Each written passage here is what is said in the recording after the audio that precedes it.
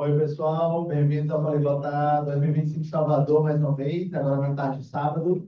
Teremos agora uma palestra sobre o idioma japonês, cultura japonesa, então, com o Rafael Mauri, que fala japonês há muitos anos já foi para o Japão, né, também, e vai falar para a gente sobre essa cultura milenar. Rafael, por favor, seja bem-vindo ao Poliglota. Obrigado. Oi, gente, tudo bem? Meu nome é Rafael Mauri, tenho formação em letras e literatura japonesa e também estudei lá na Universidade de Nagoya, uma especialização. O tema de hoje, eu vou focar principalmente nas dificuldades que a gente tem de traduzir o japonês para o português. Então, basicamente, eu vou mostrar para vocês, na verdade, pode até passar para o próximo slide, por favor? Pode passar? Eu coloquei aqui 11 principais pontos das dificuldades, né, que a gente tem de traduzir de japonês para português, mas essa lista, quando eu fiz, tinha mais de 30 pontos. Mas como a gente tem um tempo curto, eu tentei dar uma resumida.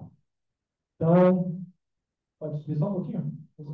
Só alterar o nome aqui para Ah, tá. Rafael. Beleza. Tá, obrigado. Pode falar. Então, aqui eu coloquei esses principais pontos. Tem outros pontos, tá? E eu vou explicar cada um deles para vocês, certo? Então, pode passar? Próximo slide. Eu acho que esse daqui, a ordem da frase é o que mais complica para a gente, quando a gente vai aprender japonês, porque em português a gente fala sujeito, verbo e objeto. Em japonês o verbo vai para o final. Pode passar? Pode passar de novo? Tá bom? Então, olha só. Eu coloquei em cor para vocês entenderem como que mudou totalmente a ordem das coisas, né? Então, a gente tem aqui o sujeito em amarelo, aí aqui tem o sujeito em amarelo em português. E aí, olha só, o verbo em japonês vem aqui para o final, né? Sendo que em português ele vai vir no início. E aí, todos os outros objetos, eles vão aparecer ao contrário. Então, muda muito a nossa cabeça, né? Então, na hora de fazer a tradução, se você já não tiver uma ideia que vai ser primeiro do jeito, depois tem que traduzir a frase de trás para frente, aí você demora muito. Isso daqui é uma das principais razões para a galera que faz interpretação, que é intérprete japonês, às vezes é até criticado. Eu vou falar, nossa, tem um japonês aqui falando, aí tem um cara lá na cabine, né? Aí fala, nossa, esse intérprete está demorando muito. Porque o intérprete tem que esperar a frase acabar para saber se a frase está na afirmativa, na negativa, se está no passado, se está no presente. Então, não dá para ser exatamente na mesma hora. Passar? Mais uma? Então, outra coisa que complica muito é o seguinte. Pode passar mais uma, por favor. Olha só. Isso daqui é que nem no inglês. Acho que no inglês é mais fácil a gente pensar. Se eu falo um carro vermelho, em português, o adjetivo vem depois. No inglês, vem primeiro, né? Vou falar, red car. Então, em japonês, isso é igual ao inglês. Então, o inglês para aí. No caso do japonês, quero falar assim, ó, a pessoa que comprou um cachorro semana passada foi a Michiko. Então, esse que comprou um cachorro semana passada, tudo isso está modificando o Michiko. Logo, tudo isso vai vir atrás de Michiko. Então, o pensamento é totalmente inverso. É como se eu falasse assim, que comprou um cachorro semana passada, Michiko foi. Desse jeito. Então, você vê que na hora de ser intérprete também bagunça muito a cabeça. Opa, ok? Pode passar aí. Os verbos não flexionam de acordo com a pessoa ou número. Então, olha só. Temos aqui o verbo comer. Tá vendo? Então, eu como peixe. Watashi wa sakana o taberu. Agora, watashi tachi wa sakana o taberu. Ou seja, ó, como comemos. Em japonês continuou. Taberu, taberu. Não mudou. Pode passar? Então, kare wa sakana o taberu. こんにちは、先生。はい、こんにちは。お元気ですか？はい、元気。Ah, sugoi desu. Então, vocês estão vendo aqui que não importa, né, a pessoa, o verbo continua igual. Ok? Não existe flexão que diferencie presente de futuro. Não é que em japonês não exista meios de representar o presente e o futuro, mas eu falo aqui, ó, ocha o nomu. Então, beber chá. Agora aqui, ó, ocha o nomu. Beber chá. Mas o que aconteceu aqui? O verbo está igualzinho, ó, nomu e nomu. Para eu ter essa ideia que vai ser o que vai acontecer, eu tive que colocar a palavra amanhã. Então, ashita ocha o nomu. Mas não tem uma distinção na flexão que vá falar isso é presente e isso é futuro. E aí, numa tradução, você tem que ver todo o contexto para você realmente entender qual é a palavra correta que você vai colocar. Opa. Você conhece o canal de YouTube Nihongo de Ricardo Cruz, que fala Hai Minasan Konnichiwa. Por isso, vamos já temos no final, tá bom? Vamos lá. Não se usa tanto pronomes pessoais. Estava até falando agora há pouco com um amigo que eu fiz aqui. Aí. Ele perguntou assim, você, a sua palestra que é a seguinte, ele falou você, em japonês. Aí tem anata, kimi, omae, tem várias formas. Só que, por mais que exista pronome pessoal em japonês, normalmente eles omitem. E aí, quando você vai fazer uma tradução, você tem que deduzir pelo contexto com quem está falando, porque o verbo não vai se flexionar com outra pessoa, ou os japoneses usam, vocês já escutaram bastante o san. Então, eu vou falar ali com a Alice. Vou falar Alice-san, em vez de falar você. Quero falar aqui, ó. Yamada-san, ajita, papi ni ikimasu ka? Literalmente está falando. Yamada, senhor Yamada, você vai para a festa amanhã? Mas não tem a palavra você aqui. Você deduz isso. Aí, próximo. Então, aqui, ó. Sushi ga suki desu ka? Literalmente é, gosta de sushi? É isso que eu estou falando aqui. Mas como eu sei que a pessoa está olhando para mim, aí eu sei que ela está falando. Você gosta de sushi? Mas nada aqui vai modificar se é você, ele, ela. Ok? Alguém tinha falado aqui se ia ter polêmica, né? Cadê? Perguntou se ia ter polêmica, né? Isso é uma discussão no mundo acadêmico do japonês, porque existem pessoas que falam que em japonês não existe a classe gramatical adjetivo. Mas é mais uma discussão terminológica. Por quê? Porque se você ver aqui, ó, a palavra samui. Se eu falar samui, significa que está frio. Agora, se eu falar samukunai, não está frio. Então, essa palavra ela tem uma flexão. Então, ela consegue ser um verbo e adjetivo ao mesmo tempo. E não existe isso em português. É até uma discussão quando a gente tenta pegar toda a gramática, como que foi ensinado gramática no Ocidente, e pegar esse mesmo estilo para tentar explicar termos gramaticais de palavras de línguas que não são ocidentais, né? Porque existem termos em japonês, classes gramaticais que não existem no português. Aí você fala, ó, isso daqui é um adjetivo, mas nem sempre. Então você fala que se aproxima de adjetivo. Mas aí dá para fazer uma palestra toda sobre isso. A gente entra outra vez.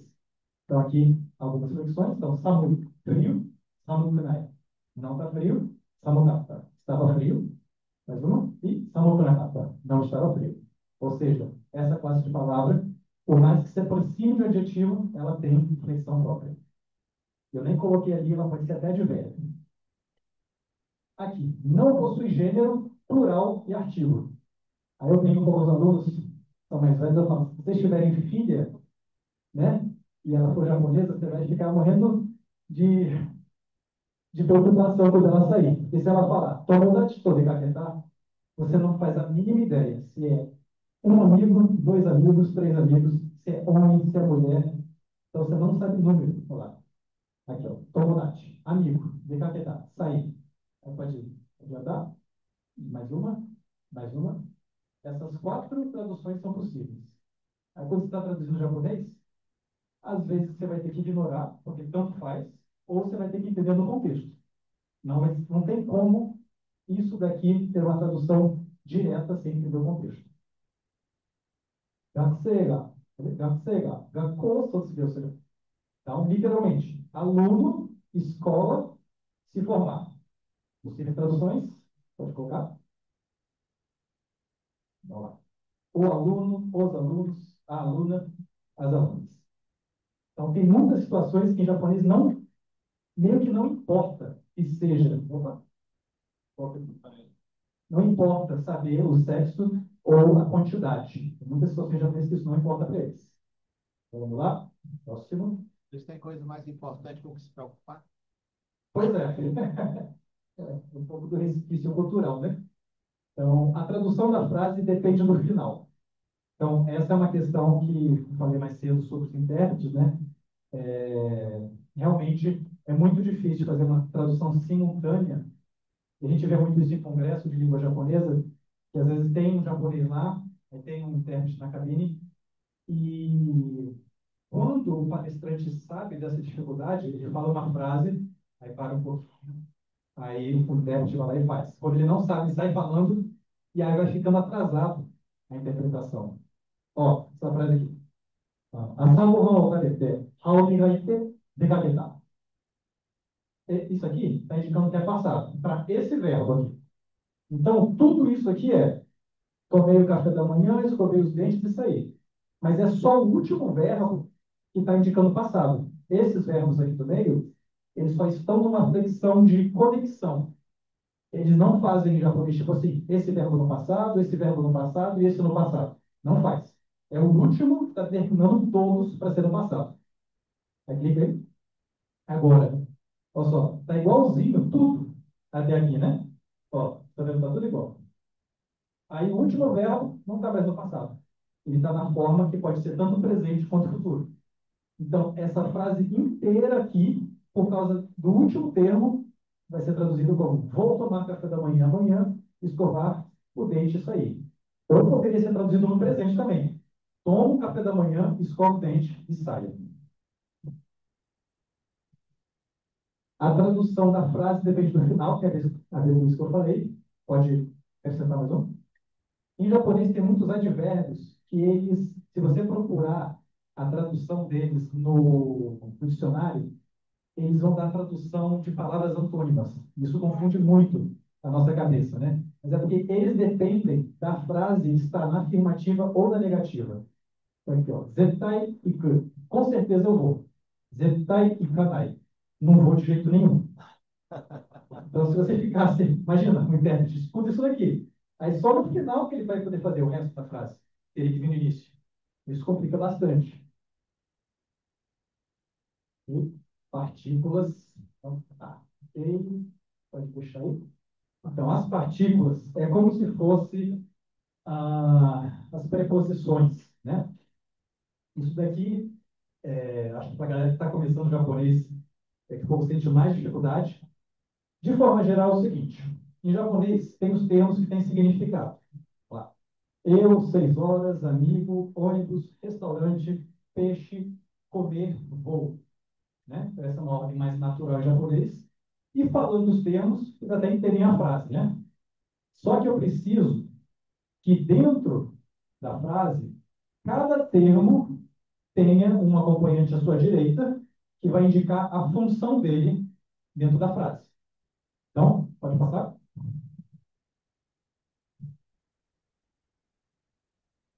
Aqui.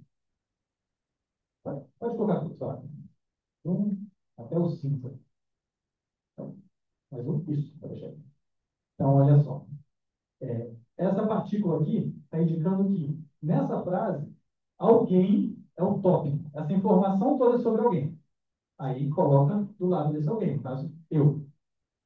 Essa partícula aqui está indicando que a ação acontece em tal momento, logo às 6 horas. Essa partícula aqui está indicando a companhia. Essa ação é feita com alguém, então, com o amigo. O D da partícula está indicando o meio. Você vai de quê? Vai de ônibus. Agora temos o E, que vai indicar o destino da ação. Você vai para o restaurante. O objeto direto. Então, comer o peixe é o que você come. E aqui o ni, novamente, indica a finalidade de uma ação. Então, você vai para comer. E aí é aqui que a gente vai entrar numa questão bem complexa e reparar que tem dois nis. Poxa, mas o ni não indica às 6 horas? Às? Não, gente, se vocês pegarem a tradução na frase, aí vai atrapalhar muito a tradução de vocês. Vocês têm que traduzir a função. Eu vou mostrar agora, pode passar? Então, isso daqui é um dos principais dificuldades para quem está aprendendo japonês início e para tradução, que é pegar uma frase, aqui, ahaniageta. Aí eu aprendi essa frase, ó. Eu dei para minha mãe. Aí eu coloco na minha cabeça que o ni, a tradução dele é para. Aí isso vai me atrapalhar muito, porque olha só aqui. Ahani morata. Né? Ganhei da minha mãe. Outro exemplo. Inuni taberareta. Então, foi comido pelo cachorro. Aqui o ni é pego. Aí todo mundo fica desesperado, porque achava que o ni tinha essa tradução. Aí o que a gente faz? A gente tem que analisar a função dele. Sabendo a função dele, a gente pode dar a tradução correta. Pode passar? Mais um. Aqui outros exemplos. Dokujinyoita. Aí o ni aqui equivale ao as. Shuni yonkai. Um, dois, três. Aqui o ni é por. Então vocês estão vendo que essas palavras gramaticais, elas não podem ser consideradas palavras diretas e que têm uma tradução, né? Você tem que entender qual é a função dela dentro da frase para colocar a tradução correta. Então, isso daqui é um dos pontos mais difíceis para fazer a tradução para o português. E aí entra, para quem gosta muito de mangá, de anime, existe uma... No japonês, existe um negócio chamado Gyongo e Gitaigo. Gyongo são as nossas onomatopeias. É fácil, são sons. Então, por exemplo, au-au, né? É o som do cachorro. Aí já conhece o wan-wan. Só que existe as palavras miméticas, que são esses gitaigo. É como se os japoneses fizessem sons bonitinhos para representar sensações. Então, por exemplo, waku-waku significa estar animado. É a sensação de estar animado. Waku-waku. Não é exatamente uma palavra. É o modo de estar animado. Perá-perá. Perá-perá é como se fosse o movimento que a sua língua faz, que ela flui tanto, quer dizer que você é fluente. Ou alguém que fala demais. Alguém chegou. Está muito alto? Não, entendeu? Só baixar. Então, por exemplo, é bem comum, quando você está falando com o japonês, ele fica espantado. Nossa, você fala japonês. Aí ele fala assim, não, não, perá-perá. Mas toma cuidado, porque se alguém fala que você é perá-perá, dependendo do contexto, pode ser que você é de Guarulhos. A noite toda, na Sanai, né? Não fala para cada pessoa. Perá-perá. Ela vai contar para alguém. Fuá, é sensação de maciez, né? Levou o cachorro lá para tomar banho, é o pelo dele está todo macio, né? Fuá. Olha só, como é que a gente traduz isso? Gutsuri é o ato de dormir profundamente. Aí você tem que colocar uma nota de rodapé lá na tradução para falar. Eles dormiam profundamente, mas não é a palavra profundamente. É dormir profundamente, é bem específico. Né? Esse vocês conhecem, picar. Por quê? Por causa do Pikachu. O Pikachu, o nome dele é a junção desse daqui de uma palavra idêntica. Pica, que fica brilhante, e chu-chu, que é uma palavra onomatopeia. É o som do rato. Em japonês, o rato faz chu-chu. Isso que é Pikachu. Beta, mais um aqui. Beta. Então, beta é a sensação de algo pegajoso. Vocês já comeram natto? Natto é uma comida japonesa, né, que é, é o grão da soja fermentado, ou seja, podre. Então, quando você puxa, ele faz uma gosma e é beta. Certo? E aí a gente vai ter aqui mais um. Aí vai ter uma questão que, para quem lê livros ou conteúdo em japonês traduzido, perde. Não tem como a gente traduzir isso. Não tem como. E, por exemplo, se eu falar haberu, é comer. Habemasu, comer. Tadakimasu, comer. Meshagarimasu, comer. aí, pô, você vai traduzir, você traduz comer. Acabou. Só que em japonês, quando você fala isso, você sabe exatamente a relação que as pessoas têm. Então, por exemplo, haberu. Eu estou falando com um amigo. Vamos comer? É taberu. Mas se eu estou falando de cima para baixo, também é taberu. Então você já sabe. Tem aquela dupla que está conversando, ou eles são do mesmo nível de hierarquia social, ou é um falando de cima para baixo. Então, por exemplo, se eu falo para a pessoa, taberu, e ela responde, tabemas, ali você já sabe que eu, hierarquicamente, sou acima dela. Mas como é que a gente vai fazer essa tradução? Não vai ter como fazer. Só se eu explicar. Porque eu estou falando, vai comer? Vou comer. E aí? A gente não tem nada, nenhum marcador em português que indique isso. Esses marcadores que indicam hierarquia. Agora, itadakimasu, que muita gente conhece, o itadakimasu é o seguinte. Vamos lá, vou dar uma explicação da linguística e outra mais social.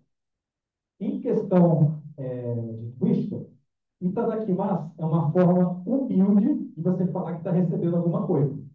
Então, antes de comer, vou falar itadakimasu, porque eles estão baixando a cabeça e recebendo com humildade aquele alimento. Mas também serve para receber qualquer coisa, tá, gente? Não é só comer. Se ganha um presente, você pode falar itadakimasu. Mas isso daqui é algo que veio na cultura japonesa por influência budista. E os budistas tinham aquela questão de... Não é todo budista que é vegetariano, tá, gente? O próprio Buda não era vegetariano. Mas muitos do tipo de budismo japonês comiam carne, mas eles agradeciam por esse animal que foi sacrificado e por todas as pessoas que tiveram o trabalho de levar aquela comida até os montes.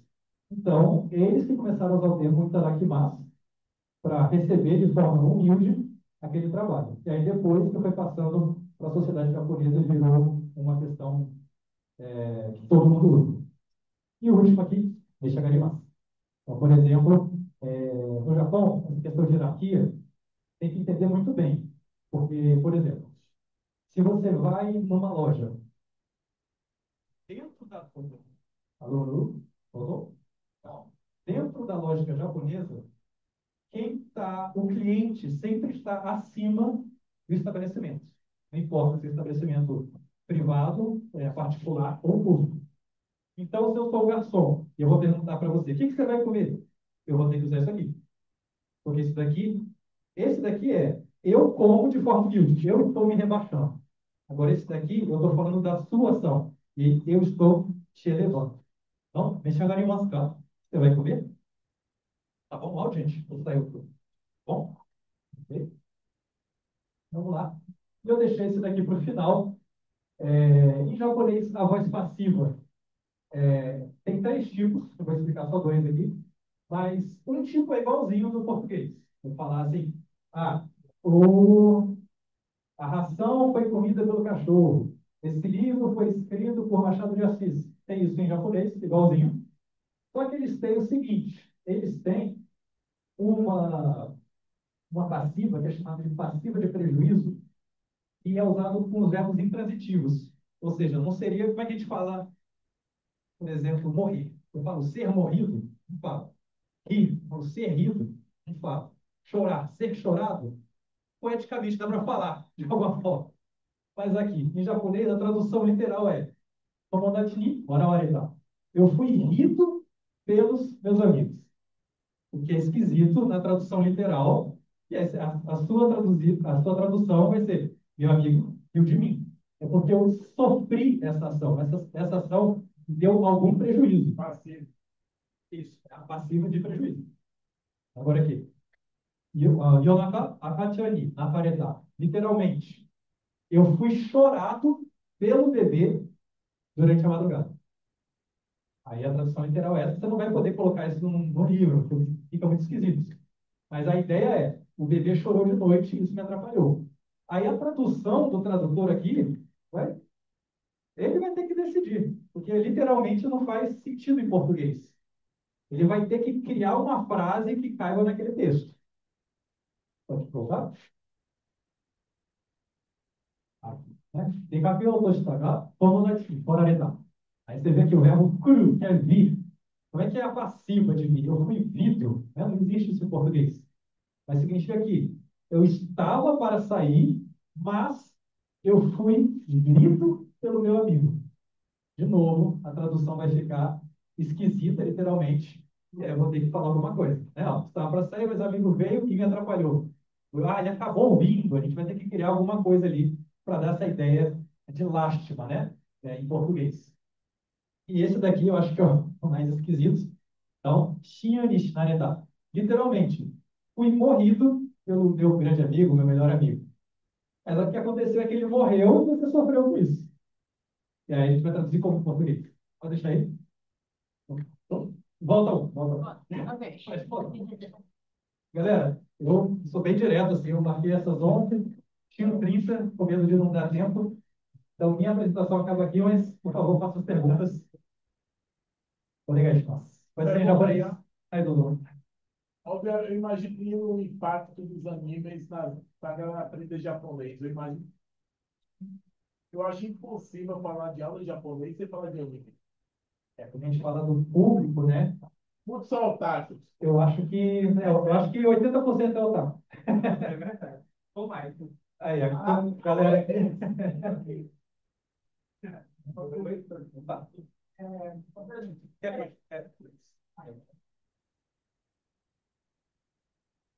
Rafael, uma pergunta. Primeiro, parabéns pela apresentação. Acho que. Bom, bem. É, bom, minha pergunta é bem direta também. A gente estava conversando antes, você ressaltou que tem toda a formação no ensino de língua japonesa, trabalha muito tempo com isso, né? Então, é uma pergunta nesse aspecto. Sobre a tradução. Porque quando a gente tem uma língua muito. Contextualizando a minha pergunta, né? Quando a gente tem uma língua muito distante da língua de origem, a gente está ensinando uma língua estrangeira que é muito distante da língua materna do aluno, não tem jeito, a tradução ela fica. Eu digo assim, é muito mais fácil ter uma tradução transparente do português para o francês do que do português para o japonês. Em situação de sala de aula, né? Não pensando na tradução literária, mas em situação de sala de aula, como que você trabalha isso? Assim, você prefere ou prioriza, ou como que é, que o aluno traduza mais transparente ao português.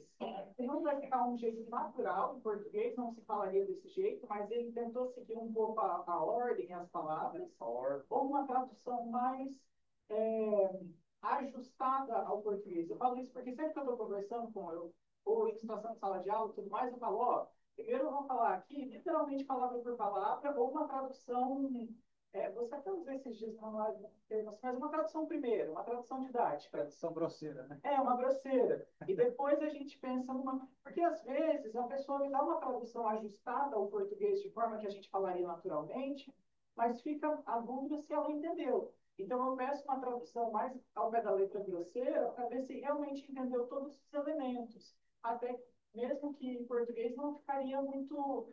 A gente não fala assim, eu fui morrido pelo meu amigo, mas uma tradução que transparece mais a estrutura. Como que se muda para um aluno iniciante, para o mais avançado, se você já vai passando outros tipos de tradução, como é que é?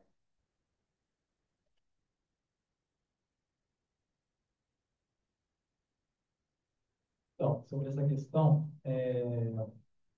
claro que dependendo do nível, vai variar como que isso vai ser trabalhado, mas de forma geral, quando eu vou trabalhar esse tipo de questão com os alunos, tem uma parte da aula, vou falar de uma aula de 1 hora, tá? Mas sendo que em 1 hora não dá para trabalhar todas as capacidades de uma língua, né? Mas assim, se tiver dentro dessa 1 hora um momento que eu quero que ele entenda as estruturas, um foco mais gramatical, tem essa parte da aula, aí eu vou ser mais literal. Que eu quero ver se eles realmente estão entendendo o que está acontecendo. Mas no curso que eu dou, pode até passar a parte do que eu dou. Essa é a minha escola, questão do Japão. Na nossa escola, a gente foca muito na conversação. Porque eu, como aluno, desde quando eu estudei, na Escola Modelo de Língua Japonesa, na Cidade de Brasília, lá em Nagoya, eu vejo que os métodos focavam demais na questão do entendimento gramatical, da leitura. Estava até conversando, esqueci seu nome. Estava falando sobre níveis, né? A avaliação. O JLPT, que é o Exame de Proficiência em Língua Japonesa, O nível mais alto é o N1. E não tem questão para avaliar a sua conversação. Então, assim, eu percebendo isso no ensino de japonês, desde o primeiro nível, a gente tem muita conversação. E aí, nessa parte de conversação, eu não me preocupo com o aluno fazer uma tradução direitinha. Eu só quero saber se ele consegue se expressar, se ele consegue comunicar aquilo. Aí, depois que ele começou em japonês, ele comunicou direito. Aí, no final, fala, olha, sabe o que você falou? Podia ser melhor assim, assado. Então, se ficar na parte de conversação, se ficar interrompendo demais, eu acho que você acaba tirando a confiança do aluno e perde a fluidez. Tipo assim, ele está pegando o trampo e você vai e tira ele, sabe? Então, eu acho que as duas coisas são importantes, mas tem que saber o momento de trabalhar. Tudo bem? Só uma pergunta. Onde você ensina japonês? Eu vou ensinar japonês. Onde é que... Tá ligado? Acho que é só o ângulo. Você... Será que ele se ligou?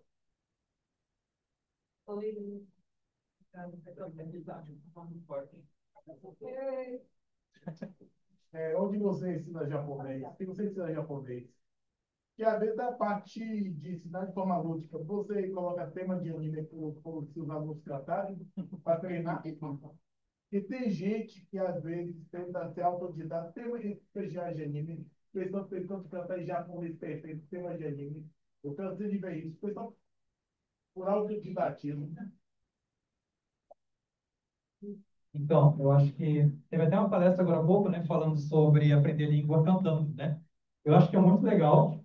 Tem gente que não sabe nada de japonês, vai no karaokê e tem uma pronúncia perfeita, perfeita, porque não sei se já repararam, é muito mais fácil um brasileiro ter uma pronúncia melhor em japonês do que um japonês ter uma pronúncia boa em português. O português tem mais sons que o japonês, Exatamente. o espanhol, etc. Por isso. Exatamente. Mas você perguntou se eu coloco música.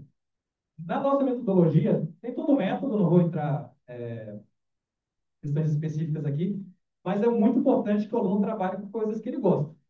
Então, por exemplo, que nem você falou, tem muita gente que é otaku. Então, a gente vai trabalhar com isso. A gente vai pegar música, vai pegar jogo, tem um nosso que é viciado em jogo. A gente pega lá, eu falo, coloca esse jogo em japonês. A gente vai lá, vai ver ele jogando em japonês, que é algo prático para ele, né? Mas, quando tem turma, tem que tomar cuidado, porque nem todo mundo da turma tem os mesmos objetivos e gostos. Aí tem que fazer uma coisa mais eclética. Ok? Fez sentido? Uma dúvida?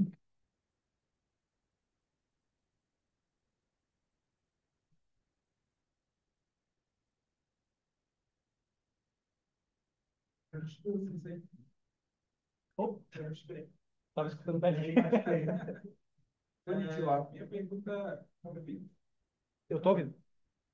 Minha pergunta é o que você assim, recomenda também, para além de estudar assim, na escola, para ser autodidata, né? E o que você acha que diferencia uma pessoa que é um acompanhamento para ser autodidata? Obrigado. Eu quero complementar a pergunta dele, não é uma coisa rápida, sobre aquelas horas de estudos. Se muda aquele tempo, tendo aula e sendo autodidata, o que você acha? Sabe? Tem que mudar aqui? Isso. Olha, a minha resposta hoje seria totalmente diferente de quando eu comecei a aprender. E quando eu comecei a aprender, eu não tinha nem computador. E quando eu tinha, não existia nada na internet. Não tinha nem internet direito. Só que hoje, Massa, só que hoje, você consegue estar no Japão. Você vai lá no Netflix, tem um plano de série em japonês com legenda em japonês, ou japonês e legenda em português. Tem o Spotify com um bando de podcast, tem um bando de aplicativo que você pode fazer conexões com outro japonês para conversar em japonês. Então, assim, eu acho que hoje a internet está muito rica em informação.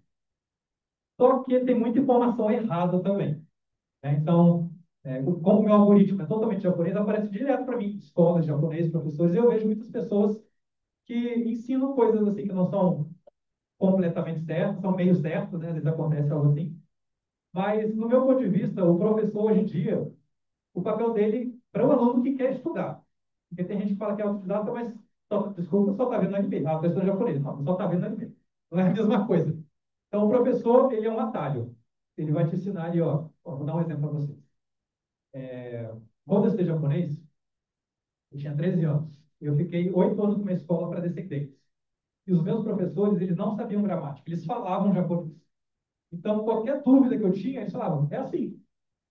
Tá bom, é assim. Então, eu falei agora há pouco daquela partícula ni. Quando eu vi a partícula ni, eu deduzi sozinho que, olha, quando uma ação acontece num tempo, essa partícula aqui indica. Aí eu aprendi isso. Só que o ni, gente, tem 12 funções. Aí apareceu outros nis, eu queria aplicar aquela regra da minha cabeça e não batia nas outras. Aí quando eu entrei na faculdade, o professor chegou e explicou para mim, em 1 minuto, o negócio que eu tive 8 anos para ser explicado. Então o professor ele agiliza. E outra coisa é, de novo, bater nessa tecla, a conversação. Tem muita gente, tem um aluno meu, se ele estiver vendo, você sabe que é de você que eu estou falando, ele começou com a gente, ele tinha 2 teras de material didático. Ele tinha não sei quantos cursos. E aí eu falei, cara, para de colecionar conteúdo. Pega um livro desse aí, vai estudar, vai praticar. Então, a galera tem muito disso também. Eles ficam fazendo um monte de coisa livro, em vez de pegar e falar, cara, você tem que usar ali. Então, se você é autodidata, eu acho que a melhor coisa é você ter professor, eu acho ótimo, mas assim, vai naquele HelloTalk, esses aplicativos que você consegue achar alguém para conversar diretamente. E você vai, teve outra palestra agora, acho que foi de alemão, é aquela coisa, você vai usar o japonês, depois você se preocupa em entender melhor, sabe? Quantos analfabetos a gente tem no Brasil? Eles não sabem nada de gramática, não sabem escrever, não sabem ler, mas eles falam português. Então, se você puder usar a língua o máximo possível, vai ser mais rápido. Essa é a minha dica.